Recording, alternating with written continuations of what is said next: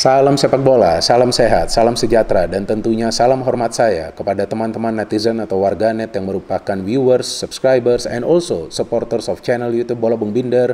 Welcome back teman-teman, dan di konten terbaru hari ini sesuai dengan permintaan kalian, saya ingin memberikan preview dari pertandingan Timnas Indonesia lawan Thailand di Piala AFF 2022 yang akan dimainkan besok sore mulai pukul 16.30 waktu Indonesia Barat di Stadion Gelora Bung Karno.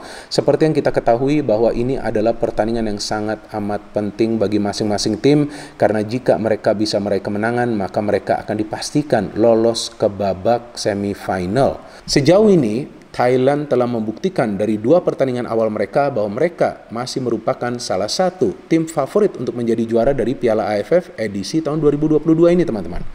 Karena di dua pertandingan awal mereka tampak jelas para pemain Thailand bermain dengan level kesabaran yang tinggi. Mereka bermain secara kolektif dan di setiap pertandingannya mereka bisa menciptakan total belasan peluang emas. Dan mayoritas peluang emas yang mereka ciptakan itu dari dalam kotak penalti pertahanan tim lawan. Artinya apa? Para pemain Thailand ini sudah punya chemistry yang bagus sehingga mereka tidak kesulitan untuk menang telak di dua pertandingan awal mereka. Bahkan pemain-pemain dari tim lawan sulit sekali untuk bisa menciptakan peluang emas. Jadi artinya Thailand ini sudah punya balance of play dalam menyusun serangan dan juga mengantisipasi serangan dari para pemain tim lawan. Bagaimana dengan Indonesia? Indonesia juga bisa menang di dua pertandingan awal kan. Pertama menang lawan Kamboja dengan skor tipis 2-1. Kemudian bisa membantai Brunei dengan skor telak 7-0. Tapi secara permainan masih belum meyakinkan. Memang dari segi membangun serangan, Indonesia bisa menciptakan banyak peluang. Ya memang nggak seperti Thailand ya. Ketika lawan Kamboja kan Indonesia hanya bisa menciptakan total 7 peluang emas. Lawan Brunei ya memang lebih bagus lah. Indonesia bisa menciptakan total 13 peluang emas. Tapi jangan lupa juga Brunei itu sempat bermain dengan 10 pemain untuk durasi waktu yang cukup lama. Jadi memang para pemain Indonesia ini dalam membangun serangan, dalam menciptakan peluang ya cukup baik lah, impresif juga. Tapi ketika mengantisipasi serangan dari para pemain tim lawan, apalagi serangan balik, tampak jelas sering panik. Padahal sebetulnya para pemain tim lawan itu juga tidak selalu mengandalkan permainan kolektif. Lebih sering mengandalkan permainan individu. Tapi untuk mengantisipasi permainan individu saja tampak kewalahan para pemain kita yang berada di lini pertahanan atau juga di lini tengah. Nah ini yang perlu dibenahi dengan segera teman-teman. Karena Thailand ini adalah masternya dari counter attack ketika mereka mendapatkan peluang untuk membangun transisi positif yang cepat. Jadi Thailand ini pintarnya teman-teman, mereka tidak akan selalu bermain terbuka. Mereka tidak akan selalu bermain dengan tempo tinggi, tapi mereka akan terus mengatur tempo permainan. Para pemain mereka paham kapan mereka perlu keluar menyerang, mereka paham kapan mereka perlu lama menguasai bola di tengah, dan mereka paham kapan mereka perlu bermain dengan strategi yang sedikit defensif. Gak mungkin Thailand bermain defensif karena kualitas pemain-pemain mereka nih memang mayoritas punya naluri menyerang yang bagus ya. Jadi memang mereka tidak akan terlalu lama bermain di area mereka sendiri. Tapi kadang-kadang mereka juga bermain rapat dan padat. Jadi tim ini bisa mengubah skema permainan mereka di tengah jalannya pertandingan. Itu yang menyulitkan tim-tim untuk bisa mengalahkan Thailand. Tapi bukan berarti Thailand tidak terkalahkan. Thailand juga bisa dikalahkan. Bagaimana caranya mengalahkan Thailand? Memancing para pemain mereka untuk keluar dari posisi mereka masing-masing.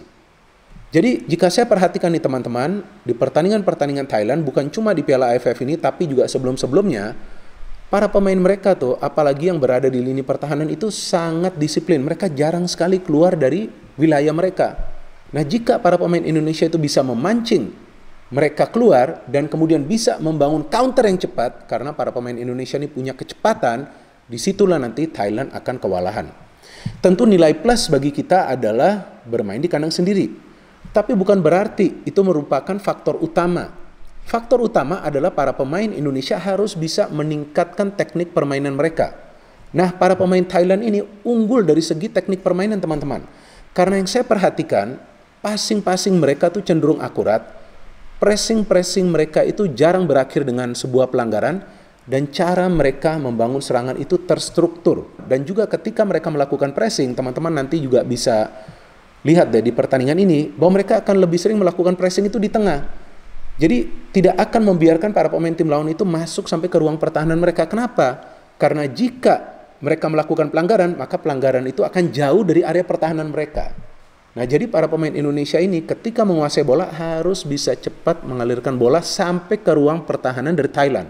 Dan cara Thailand itu melakukan serangan balik itu berbeda dengan tim-tim lain. Jika tim-tim lain cepat memberikan bola ke ruang pertahanan tim lawan, maka para pemain Thailand akan lebih dulu mencari pemain yang berada di sektor sayap.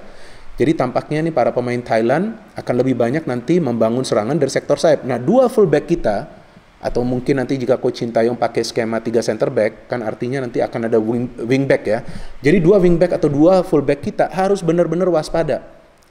Kalau sudah keluar menyerang, jangan lupa, tolong kalian jangan lupa untuk kembali ke posisi kalian masing-masing, karena through pass dari Thailand itu sangat berbahaya. Terus apa keunggulan dari para pemain kita selain kecepatan? Yaitu dalam melakukan transisi positif yang cepat dengan mengandalkan umpan direct pass. Jadi jika teman-teman perhatikan beberapa kali ketika para pemain kita mengandalkan direct pass, itu lebih akurat daripada coba untuk memainkan bola di tengah. Nah, saya juga gak ngerti kenapa seperti itu. Memang sih kita ingin para pemain kita lebih lama menguasai bola di tengah, tapi ketika mereka menguasai bola lebih lama di tengah, justru mereka sering kehilangan bola tersebut. Tapi ketika direct pass ini cepat diberikan, ada pergerakan tanpa bola dari pemain lain yang memang bagus, disitulah mereka sering menyulitkan para pemain tim lawan. Memang kita tahu bahwa permainan dari timnas Indonesia belum meyakinkan, tapi bukan berarti bahwa mereka tidak punya kemampuan untuk mengalahkan Thailand. Apalagi yang saya baca beritanya nih, baru saja tadi sebelum saya membuat konten ini, bahwa Coach Sintayong pede dan tidak gentar. Nah, ini sinyal yang bagus. Artinya dia tahu para pemainnya ini sudah siap tempur. Apalagi di pertandingan sebelumnya, lawan Brunei, kan Coach Sintayong melakukan rotasi besar-besaran. Nah, artinya pemain-pemain inti tentu punya level kebugaran 100%. Dan pemain-pemain yang nanti menyusun serangan harus memahami betapa pentingnya mengambil keputusan dengan cepat. Seperti yang Coach Sintayong katakan, bahwa para pemain ketika sudah memasuki area pertahanan tim lawan harus mengambil keputusan dengan cepat, melihat rekannya mana yang free, dan jangan terlalu lama menguasai bola, apalagi terlalu sering melepaskan tendangan ke arah gawang tim lawan ketika sebetulnya ada rekannya lain yang sudah berada dalam posisi free. Oke, mau melepaskan tendangan ke arah gawang tim lawan dari jarak jauh gak masalah, tapi bisa akurat gak? Kan belum tentu juga. Nah, jadi kalau bisa akurat ya silakan syuting aja, tapi kalau gak akurat yang ada apa? Mubazir, ya kan, buang-buang tenaga. Jadi harus juga menghemat tenaga. Nah, para pemain Thailand ini pintar untuk menghemat tenaga, maka itu tampak jelas stamina mereka gak pernah kendor. Para pemain kita fisiknya sudah bagus, staminanya sempat menurun lawan Kamboja. Oke lah, lawan Brunei membaik, tapi karena Brunei juga kan bukan tim yang kuat. Memang gak akan gampang kita mengalahkan Thailand. Tapi seperti yang tadi saya katakan, bukan berarti mustahil. Enggak, sulit itu bukan berarti mustahil. Game plan-nya ini nanti seperti apa dari Coach Sintayong, ini juga yang saya tunggu. Kalau bermain menyerang, saya pikir itu juga akan menyulitkan Thailand. Tapi satu catatan ingat, ya, kalau sudah bermain menyerang, pemain-pemain yang ikut membantu serangan itu jangan lupa turun lagi. Apakah itu tadi saya sebutkan di sektor flank ya, fullback atau wingback, atau juga yang di tengah. Jangan lupa turun lagi. Karena Thailand nih, walaupun mereka tidak punya pemain-pemain secepat Indonesia karena banyak pemain seniornya, tapi untuk mengajak lari jarak pendek mereka tuh sering unggul loh teman-teman. Jadi short sprint, ya, short sprint. Jadi sprint jarak pendek ini mereka biasanya unggul. Dan memang sejauh ini selama Coach Sintayong melatih Indonesia belum bisa menang lawan Thailand, tapi kan bukan berarti gak bisa menang.